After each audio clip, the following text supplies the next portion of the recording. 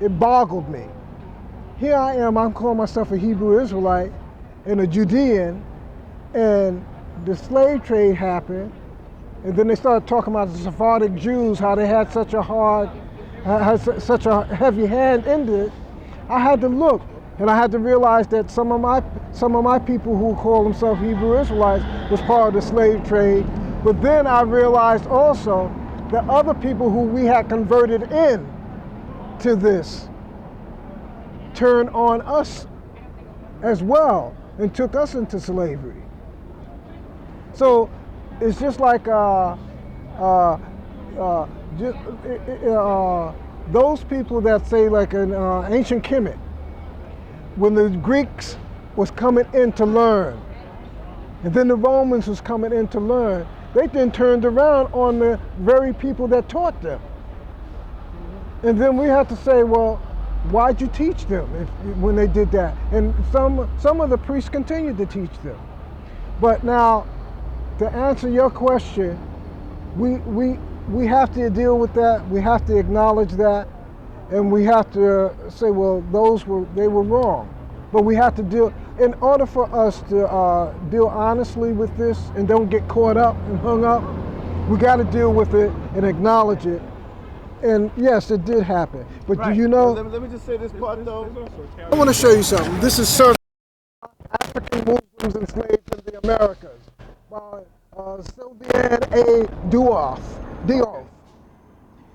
And now this is about a Muslim, a Moor, who began a movement in Africa to stop the selling of other Muslim Moors to the European. His name, one of the early movements that contributed to the deportation of large groups of Muslims to the plantations of the Americas was the so-called Marabouts War, or Tibetan. Watch this. Its leader was Nasir al-Din, a Berber Morabout from Mauritania who belonged to the Quadrilla. The leader was Nasir al-Din, a Berber Morabout from Mauritania who belonged to the Quadrilla Brotherhood. He launched a jihad that reached Senegal in 1673. The movement was directed against the pagan rulers, and its goal was strict religious orthodoxy. Nasir al-Din denounced the animist kings because they sold their subjects to the Europeans under the flimsiest pretext. He stated that Allah does not allow kings to raid, kill, or enslave their people. He has them, on the contrary, to guard them from their enemies. The peoples are not made for the kings, but the kings are made for the peoples. Nasir al-Din was welcomed by a population demoralized and scared by the rapid development of the Atlantic slave trade. With the help of the native and Moorish Marabouts, he subdued the Senegalese kingdoms of Fouta Toro, Jolof, Kayar, and Wallo, and replaced their rulers with Marabouts. Some of that same wisdom. This is why in Stolen Legacy, by G.M. James, he said on page 39 that the mysteries, that the Moors were the inheritors of the Egyptian mystery system. Yes. There's a good reason for him to say that. Now, I had an individual say to me, oh, well, that's an undocumented, that's not an undocumented fact. Well, there was a white boy that documented it. And he called a book called Black Spark, White Fire. You know how to Connery song over here? That's down there. Or down there? 2 blocks down. Thank you. White Spark, Black Fire. That's the name of the book. And in there, he validates G.M. James' statement. Right. What does the word Moor actually mean? Some people say black. The Moor said no, there's no etymological term show and proving where the word Moor mean black. What does the word Moor mean? Booker T. Coleman says black. Phil Valentine, they all said it meant black.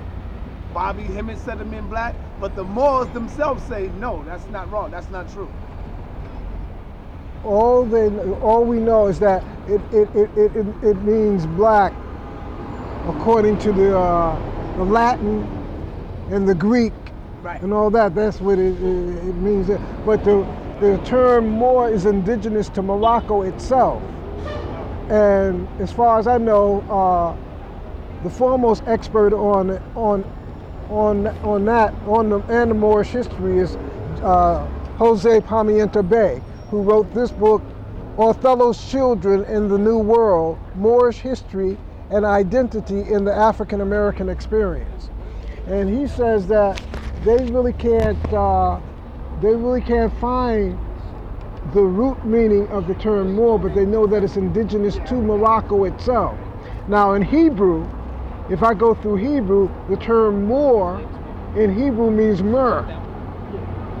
And M-U-U-R? The term Moor, M-O-R, means myrrh, the incense myrrh. Oh, okay. What color is the incense myrrh? Brown. Dark brown. Right. Right? And in the ancient world, myrrh is considered one of the most acceptable offerings unto the spirit. So, I mean, from a Hebrew perspective, and also the term Mora means teacher in Hebrew. So, from my perspective, that's what it meant, either teachers or the people who are most acceptable to God. Okay, let me ask you, being that you're a Hebrew Israelite, how true is, because you know you hear the Hebrews say that our people was enslaved in Hebrew, and it was the slaves who built the pyramids. How true is that? That's not true. Okay. If our people say, if anybody says that that's a Hebrew Israelite, he's misinformed. Because nowhere in the Bible does it say that. It did say that. No, it did say that. No. In the Bible. No. Oh, no. It says that the Hebrews built the houses for Ramesses. Oh, okay. And where historic cities and stuff like that. Right. Never said anything about pyramids. The pyramids were already built when the Hebrews came in. When Abraham came in, the pyramids were built. Born, right. It was already built. Right. So that's the Caucasian Jew. All right. He's the one that says that they built the pyramid. But anybody that's coming from an authentic Hebrew Israelite background knows that the Israelites did not build the pyramids. We might have built the store cities and some of the other buildings in Egypt, but we didn't build the pyramids. Okay. That's only the white Jew or those who are trying to deceive or trying to take the glory of somebody else that says that. Are we the same people, the ancient Kemetic people, the ancient Egyptians, the ancient Hebrews, Yep. and the Moors? Aren't we? Are they all the same people? We absolutely are. We absolutely are. And the African mother, the one like this. The more that we explore the history and the more that's coming out now about the history in Africa and where certainly these tribes that are down in West Africa and different places in Africa, a lot of them didn't originate there. Some of them migrated down there. After Kemet broke up, there was a scattering. All the Kemetians didn't stay there because you got people down in West Africa in their oral history saying that they came from Kemet. Now here's the Israelite with their history. All throughout the Bible, all you see is Egypt, Egypt, Egypt. You know what the European says? That they wouldn't have been as interested in Egypt if it wasn't for the Bible. Because it was mentioned so many times in the Bible. You had prophets like Isaiah, Jeremiah,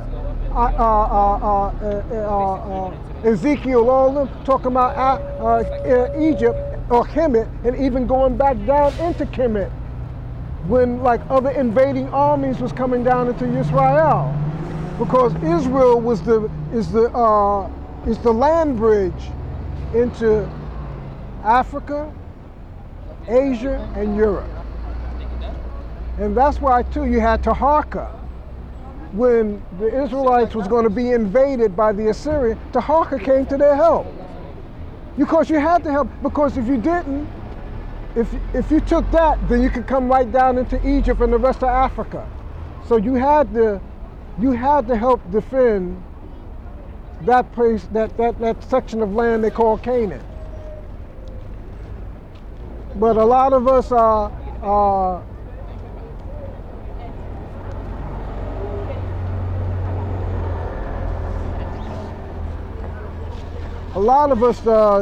don't realize that, because you got these European Jews who were converted into the faith in 740 AD. 740 AD, or what they call in Hebrew 740 CE, Common Era, right? And they were Khazars. And even before that, you had certain little forms of Romans being converted into this. But the main body of those people that we call Jews today are Khazars, who were up in near the Caucasus Mountains, up near Turkey, and they were converted into this in 740 AD. And then another form of conversion took place with them in 960 AD. Okay.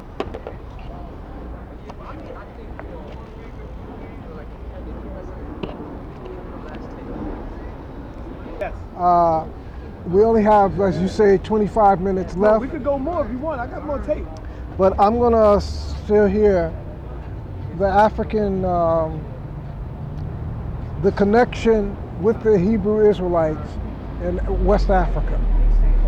Here From Babylon to Timbuktu by Professor Rudolph R. Windsor, he says on page 120, the West African Jews during the slave trade. And in here he says, the black Jews who migrated to the Sudan from the north converged with the Jews migrating from the eastern Sudan to the countries of the Niger River. It is a known fact that the Jews and Judaism were in Africa 1,500 years before Islam, and that everywhere the Arabs went, the Judeans were there. The black Judeans guided the Arabs and Moors into Spain and acted as interpreters. When the Muslims came into the Sahara, they found the black Judeans stationed on all the trade routes. And I can positively say that where Mohammedanism is currently prevailing in the Sudan, Judaism once had been dominant. He goes on to say, there is much proof and still much more to be revealed by scholars that there existed prior to the slave trade and subsequent to it many Judean tribes, colonies, and kingdoms in West Africa. The Moorish writer Leo Africanus informs us of the past existence of a medieval Hebrew state called Kimnuria, or Akanuria. Its two main cities were Kimnuria, obviously it's a capital, and Nagrihira, and this state was located north of the Senegal River. According to this Moorish Judean, this black African Hebrew state had vanished by his time. There are two reasons given for the ruins of his kingdom. One, the intensive sandstorms of the Sahara Desert caused by droughts and rendered the cities uninhabitable. Two, the migration of the Fulahs of Fulbe toward the west. The Kanuri called the Fulahs Falata. These Fulahs transmigrated the entire Sudan from the Nile to Senegal. The Kanuri Judeans are now located in the central Sudan along trails hundreds of miles north, south, east, and west of Lake Chad, where they migrated from Senegal. I'm going to say, it is the conclusion of some scholars that when the Judean kingdom of Ghana fell, many of the Hebrew tribes established settlements among the African tribes throughout Central and Western Africa. So what I'm trying to say is that those of us over here who say, because all Moors don't believe that we were taken captive over there. No, I agree with that. Right. I know that, yeah. We Right. was all over the world. Well, we was all, right. Yeah, I know so, that, man. Those of us who say that we were taken captive in West Africa and trace ourselves back to West Africa, I'm saying those, not all of us, but those of us who have this inkling that maybe they might be Hebrew or Hebrew Israelites, that it's not just a figment of your imagination. There's actual physical hard proof, historically as well as genetically, to prove that yes, some of us who were taken into this captivity were Hebrew Israelites. And Rudolph Windsor further goes on to say, the black African Hebrews had settlements not only in the interior of Africa, but they also had communities on the west coast of Africa from Morocco to Angola. He further goes on to say, like the black Jews or black Hebrews in America, some of the Israelites of Guinea don't remember their original nationality. This deplorable ignorance is attributed to various causes. 1, the fall of the Hebrew kingdoms. 2, the lack of communication with Judean educational centers. 3, intense persecution and the deliberate blotting out of the mind of their true nationality. Okay. I'm going to also point to something that he points out, right? The black Israelites came to Africa not only by land but also by sea. As you recall, in the year 1484, King John of Portugal deported great numbers of black Israelites to the African island of São Tomé.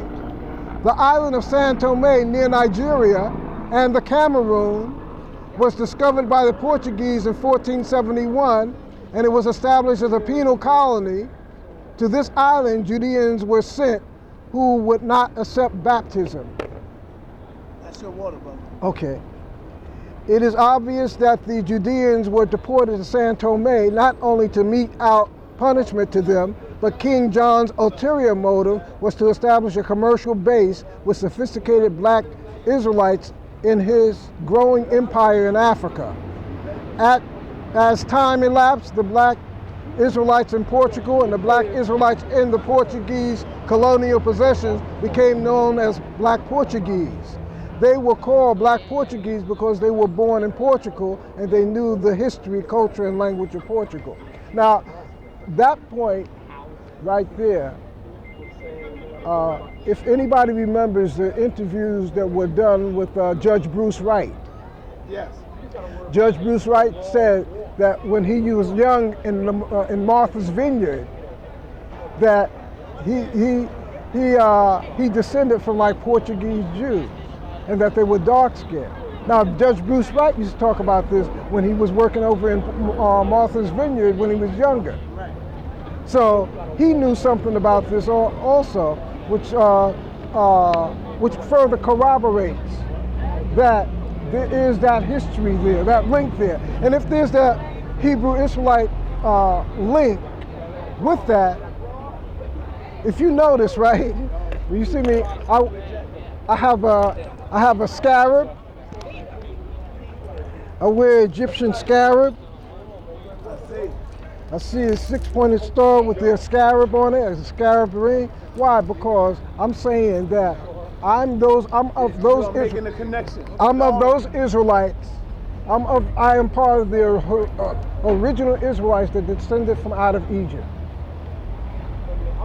and came on through. But As see, well, the Hebrews today, they have a problem with ancient I know. See, that's why I say what distinguishes you from them brothers.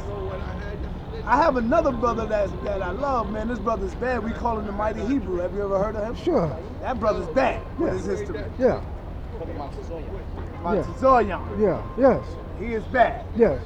Yeah. Yeah. But in the Torah, when it says that when we were leaving Israel,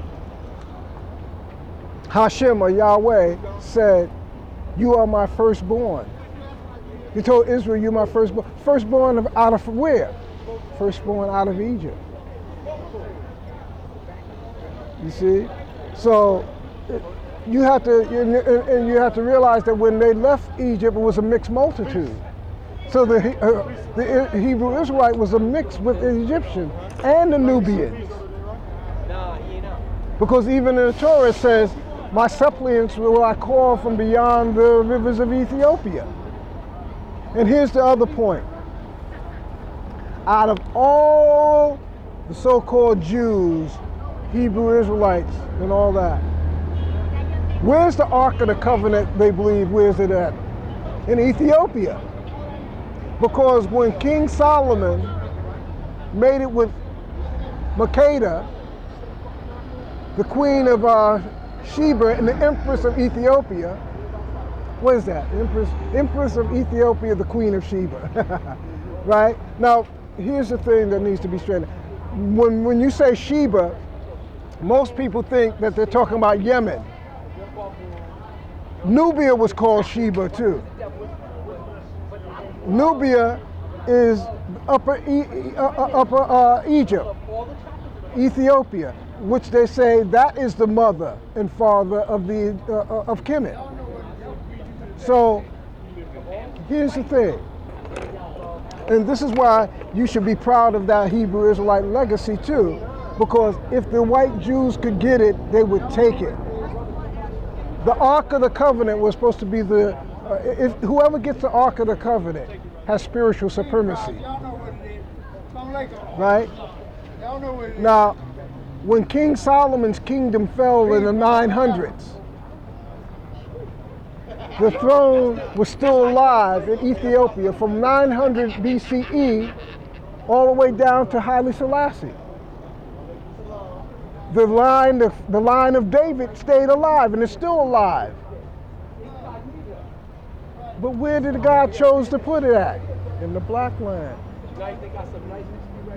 In the Black Land. So that's why if you're gonna recapture Egypt, don't leave Israel out. Take it back too.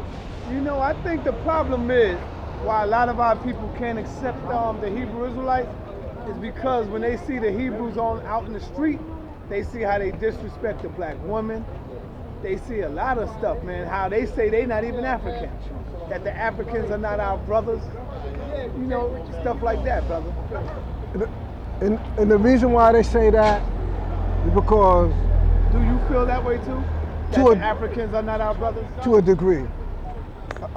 To a degree, I feel like that. I want to let you know that I know that too. Yeah, right? I just want to let you to know a degree, that. I know we are not the same. We're not the same people, man. Yeah, I know and that really didn't hit home to me until like the 70s, till the 70s, when all these Africans was coming over here. Damn, you know that only hit home to me like maybe 3 years ago. That hit home to me when I started hearing the teachers and people would say, just look at their right. Look how they look. Right. I mean, everything is totally different. Okay, Sonata. You see, this is why we need a standard that we can go by. For me, the Torah is the standard that we go by because it's really an African book. Now, we strip it from all this other imagery that's placed around it and go into the book itself. And I'm gonna tell you something. If you take the laws that's in the Torah and you step into Africa, you can find out who's who. Do you realize that out of all, most of the country, most of the nations in West Africa, the one that was most friendly to us and identified with us most is Ghana? In Nigeria, the ones who identify most with us is the Igbo. And in Nigeria, the Yoruba fought against the Igbo in the Biafra War. And it tells you even in this book and in this one that a lot of the Oyo Yoruba and also the Igbo were Hebrews. Some years ago, Dr. Clemson Brown went to West Africa, and he photographed, he recorded the Igbo, right? The Igbo Effect King, and the Effect King then looked in the camera and said, "Don't you know we're waiting for you?" Meaning us over here. So that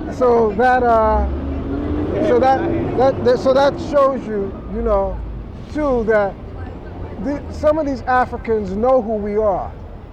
But I had an African years ago in a cab tell me, "Yeah, we know that you're Hebrews, but it's not up to us to tell you." And they're told too when they come in this country, don't let us know that, because you're going to cause trouble. You're going to get them upset and all of that. Dr. Ben is a Hebrew. Yes. Yeah. So he said, I don't know if it's from the tribe of Gad or any of that. But you see, I want to show you something else when as we're talking about Dr. Ben. You have another famous Hebrew who's from Ethiopia by the name of Rabbi Paris. Him and Dr. Ben are from the same people, and the features are just alike. Do you realize that the Ethiopians that Haile Selassie represent, those type of Ethiopians, are not the indigenous Ethiopians of Ethiopia. Dr. Ben, his type, and Rabbi Paris, their type. They're the original Hebrew Israelites of Queen Makeda's time. Why did you bring the pictures out, brother? I brought the pictures out to show That's not Deuce Muhammad. No, this is Rabbi Arnold J. Ford. Oh, Hebrew. Yeah, Hebrew. He was the founder of the Moorish Zionist temple. Hold on. Say that again. Okay. That's a Hebrew Israelite. Yes. He was the founder of the Moorish Zionist temple in the early 20s, 1920s. This is for this is before the Moors of the Moorish science Moorish temple of science temple came. You had these Moors. Now let me tell you about Rabbi Arnold J. Ford. Arnold J. Ford was he was a musician too. And Arnold J. Ford, many of the songs of the UNIA, he composed them. The national anthem of the UNIA